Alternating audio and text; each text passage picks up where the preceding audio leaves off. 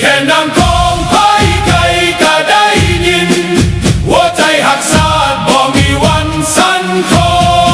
นเขาเป็นทหารของสลาวมิ่งให้ป้องกันแผ่นดินนี้ด้วยชีวิตและจิตใจล้านสานห่มเขาสิอยู่กูเฮาไป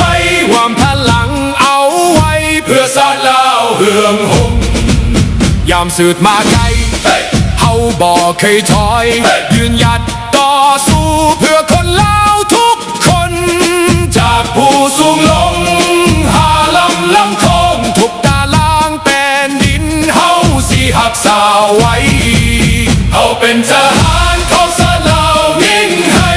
ป้องกันแผ่นดินนี้ด้วยชีวิตและจิตใจล้านสร้างห่มเขาสิอยู่คู่เฮาไปยามพลังเอาไว้เพื่อสลาวเฮืองหุ่ม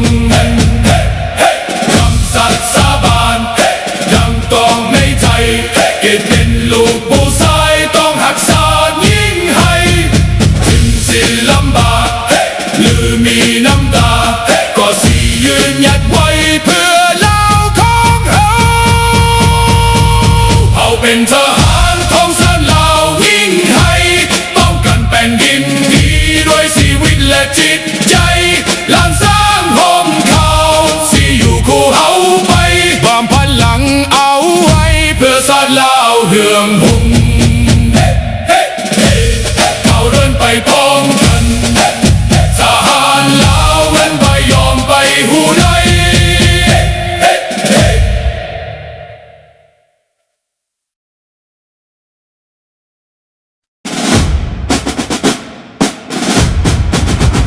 ศาสตร์เราตั้งแต่เดินมา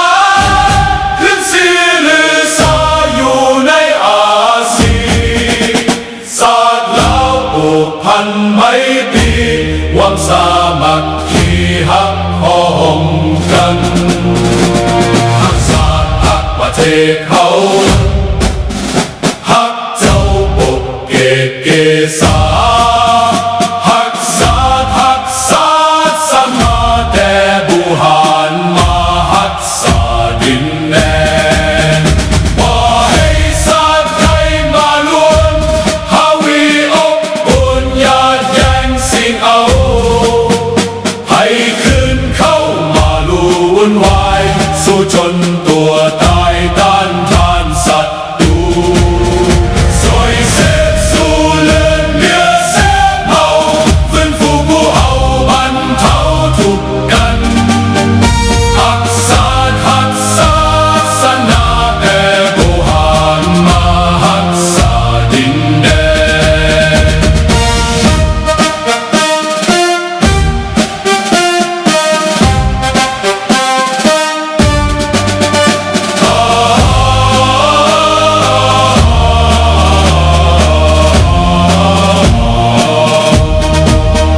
บ่ให้ศาสตร์ใดมาล้วนฮาวีลบกวนญาติแย่งสิ่งเอาให้คืนเข้ามาลู่วุ่นวายสู้จนตัวตายต้านทานศัตรูสวยเสพสู้เลือดเนื้อเสือเผาไฟฟูกูเอาบรรเทาทุกข์กันสวยเสพสู้เลือดเนื้อเสือเผา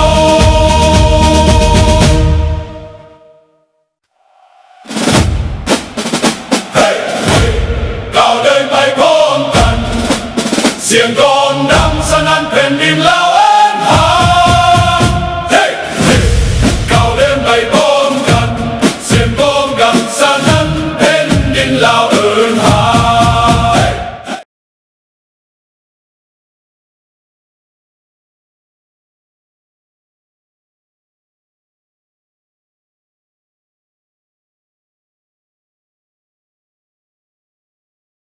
สบายดีเนาะสบายดีทุกท่านเด้อพี่น้องเด้อได้ยินดีบ่ถ้าได้ยินตีเลขหนึ่งให้เด้อสบายดีตีเสือสบายดีเลี้ยงสบายดีเสียวนายสบายดีเสียงแก้วสบายดีทุกท่านเนาะมื้อนี้เป็นวันเสาร์เนาะพี่น้องเนาะเป็นแนวใดมาพบมาพอกันอีกมื้อนี้มาเว้าแบบวันเสาร์เนาะวันอาทิตย์พักผ่อนกันเล็กๆน้อยๆ และก็มาฟังข่าวพี่น้อง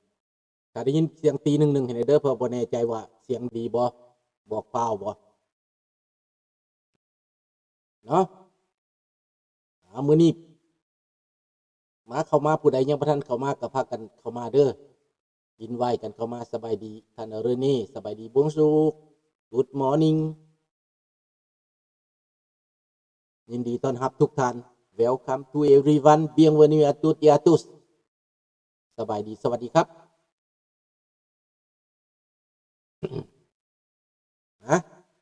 มื้อนี้ประเด็นของเฮาก็แม่นว่าสบายดีทอนแม่นอยู่ดีมีแฮงอยู่บ่เป็นหยังเด้อปวดวัดปวดไอเล็กๆน้อยๆมันยามหนาวมันก็ธรรมดาเนาะปกติมื้อนี้ประเด็นที่จะมาเว้าเกี่ยวกับประเทศลาวคนลาวยังบ่ทันตื่นตัวอีหยังคนลาวภายในประเทศส่วนหลายก็แม่นพวกเด็กน้อยนี่แปลว่ากำลังเมาสังคมลาวกำลังเบื่อเมานักเดี๋ยวนี้นะเขาเบื่อเมาสังคมการเบื่อเมาสังคมนี่มันเป็นแบบไหนในสมัยก่อน1975เขาว่าสังคมเปื่อยเนื่อยแต่บ่มีการมึนเมาแบบนี้เด้บ่มีการมึนเมาเป็นขบวนนี่บ่มีน้อยสุดบุญปีใหม่ก็เห็นแต่พวกผู้เฒ่ากันพ้อนกันแหละกินเหล้ากินเหล้าให้กินเหล้าทูกเก่าตามบ้านตามซองเห็นยังหนาวอยู่ แล้วการมึนเมาแบบเป็นขบวนแบบขยายแบบเป็นขบวนนี่นะบ่มีในประเทศลาวสมัยก่อนดังนั้นการมึนเมานั้นเป็นเรื่องประเพณีธรรมดาตามบ้านเป็นดองเป็นงานบุญบ่จังซี่นะเล็กๆน้อยๆแต่บ่เป็นขบวนแบบธุรกิจแบบนี้ได้เดี๋ยวนี้การเมาเป็นธุรกิจเมายาบ้าเป็นธุรกิจเมาเหล้าเป็นธุรกิจเมาเบียร์เป็นธุรกิจเมาสังคมก็เป็นธุรกิจเบิดนะเดี๋ยวนี้จะมาใจแยกลงลึกให้พี่น้องเฮาได้ฟังได้ทราบว่ามันเกิดหยังขึ้นกับประเทศลาว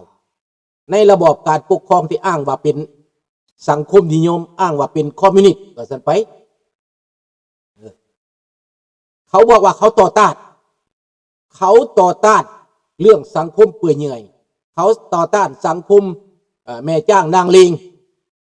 อันนี้เป็นประเท็กซ์เป็นข้อแก้เป็นข้อที่เขากล่าวหาที่เขาใส่ให้ป้ายสีในสมัยก่อนว่าบ่ดีเขาว่ามีแม่จ้างนางเลง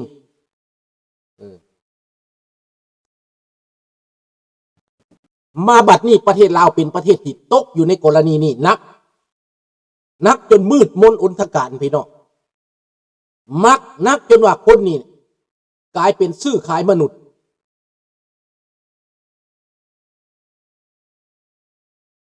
แม่นแล้วไปเมืองไทยกับไปขายตู้คือกันก็มี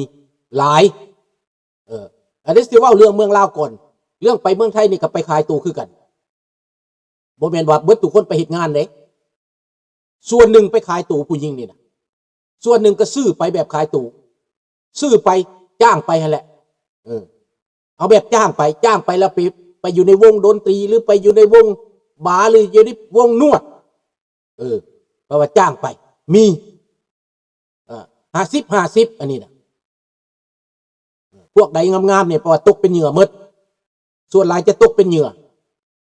ถ้าว่าบ่มีปุ้มกันบ่มีคนปุ้มกันบ่มีคนซอยเรือดูแลมันตกเป็นเหยื่อหมดนี่แหละดังนั้นพี่น้องข้าพเจ้าจะเว้าเรื่องมื้อนี้ประเทศลาวกลายเป็นประเทศฆ่ามนุษย์โอ้โทษเด้อฆ่ามนุษย์บ่เป็นฆ่ามนุษย์เขียนผิดแป๊บเดียวเด้อพี่น้องเด้อแล้วจังสิไปแปลงฆ่ามนุษย์ไว้เขียนฆ่ามนุษย์บ่เป็นฆ่ามนุษย์เด้อเขียนผิดดังนั้นพี่น้อง ในประเทศลาวของเฮาน่ะสบายดีน้องธนพรในตอนนี้มีขบวนการฆ่ามนุษย์ที่งอกงามได้เงินมหาศาลฆ่ามนุษย์มี2แบบแบบหนึ่งเป็นพ่อแม่ขายลูกขายแบบแต่งดองขายแบบแลกวัตถุขายแบบแลกเงินผู้เฒ่าก็ให้เอา80ก็ให้เอา90ก็ให้เอา แต่ก่อนนั้นจะเห็นบ่อนหนังจีนถ้าเขาบ่มักแล้วเขาคัดค้านบ่ให้เอานี่ไปเอาบ่ได้พ่อแม่บ่ให้เอาพ่อแม่กีดห้ามแต่เดี๋ยวนี้พ่อแม่เห็นหน้าเงินเห็นแก่ได้บังคับให้ลูกเอาผัวตั้งแต่อายุ15 14 15บังคับให้ลูกแต่งงานเอาแต่งงานประเพณีเป็นบางหน้าผูกคอต่อแขนบางหน้าด้วยเงินหลายที่สุดเกิดขึ้นในลาวปัจจุบันนี้18 10 ปีก็ยาสิเท่าไรปีก็ยาพี่น้องมันเกิดขึ้นอันนี้เป็นความเฮาสิมาเทียบกันว่าเป็นหยังแม่นสังคมเปื่อยเหื่อยสังคมเห็นแก่เงินไปแล้วสังคมมืดมนอุทการในระบอบของพวกเผด็จการของเมืองของมือนี้เพราะว่าเขาแข่งขันกันในใดพี่น้องเขาแข่งขันกันว่าผู้ใดสิได้รถงามผู้ใดสิมีรถขี่เพราะเขาหากระเปิดประเทศดิทุกคนอยากได้รถขี่รถเก่ากระยารถห้างก็ตามย่อมแมวมากกระยาขอแต่ว่าได้เป็นรถสิเป็นเศษรถจากประเทศไทยแล้วแต้มสีมาแปลงจักรมาพอเลียนได้เขาก็ว่ารถเขาก็ว่ารถพวกมีเงินมาซื้อเอารถจากห้างแต่พวกบ่มีเงินไปซื้อรถเก่อยู่นี่เขาทิ่มแล้วข้าพเจ้านี่เอาไปทิ่มเข้าพิประสารถให้เขาแก่ไปบ่ได้ขายเครื่องอะไรยังพวกพิประสารถเขาก็มาแกะเอาโครงห่างไปขายเขาแก่ไปให้$100จ้างให้เขาเอาไปแก่ไปถ้ามันเก่าถ้ามันบ่เก่าเขาไปขายทิ่ม2-3 พันประมาณนั้นแต่ถ้ามันเก่าหลายนะจนให้เขามาแก่ไปทิ่มนี่แหละพี่น้องเรื่องของมันในประเทศลาวทุกมือนี้ทุกคนเห่อน้ำหลดเห่อน้ำบรรทุลาวซื้อเล็กเจ็กซื้อดินยุคนี้ลาวขายมนุษย์ลาวฆ่ามนุษย์เจ็กสวยโอกาสแก้วสวยโอกาสต่างชาติสวยโอกาสคนมีเงินสวยโอกาสกับเด็กหน่อยลาวอนาคตของลาวมันอยู่ใส่บาทนี้แต่ผู้ที่เป็นวิกติมหลายที่สุดเป็นชาวชนบทจะเป็นเผ่าขมุจะเป็นเผ่ามงพวกนี้เขาอยู่ห่างไกลกับความเจริญเขาอยู่นอกเมืองอยู่เทิงภูความคิดการพัฒนาเขาบ่ได้ถูกพัฒนาบอกคือมงลาวมาอยู่อเมริกาเขาถูกพัฒนาเขาได้รับการศึกษาเขาเข้ามหาลัยเขาคิดสูงเขาเห็นไกลแต่มงลาวในประเทศส่วนหนึ่งอยู่ตามบ้านนอกขอกคาเมอยู่ตามชนบทอยู่ตามภูตามผาเศรษฐกิจเข้าไปถึงความเจริญเข้าไปถึงมือถือมีชาวจีนหาเลาะซื้อหาแต่งงานบางหน้าแล้วก็เป็นขบวนการผู้หญิงลาวที่เคยมาแล้วประสบมาแล้วก็ไปหาเลาะซื้อคนแบบไหนเลาะออฟเฟอร์ให้พ่อให้แม่ให้ป้าให้เอาให้คนที่มีอำนาจในครอบครัวนั่นแหละให้เงินถ้าลูกสาวเจ้าไปน้ำข่อยนี้เอาไป20,000 บาท30,000 บาทข่อยสิแต่งงานเอามีผู้ชายสิมาแต่งงานเอาเจ้าพอใจบ่เห็นเงิน2-30,000 บาทอีกตาตีขึ้นยอมหับถ้าสำนั้นบ่ได้เขาก็ให้เป็นแสนนี่แหละดังนั้นการฆ่ามนุษย์จึงเกิดขึ้นมาแล้ว20 ปีพี่น้องมันเกิดขึ้นแต่เกิดขึ้นโจงแจ้งแท้ระหว่าง 4-5 ปีมานี้และเกิดขึ้นที่ว่าเอาไปขายเขาอันเขตพิเศษของมันนะเพื่อสำหรับไปบำเรอผู้ชายจีนมันห่างเมียมาห่างครอบครัวมาไปบำเรอผู้ชายจีนนั่นหลวงหลายไพ่มากคนลาวต้องไปบำเรอพวกผู้ชายจีนพวกคนต่างประเทศพวกลินคาสิโนอยู่ในเขตคิงโรมันนั่นก็เกิดขึ้นมานานแล้ว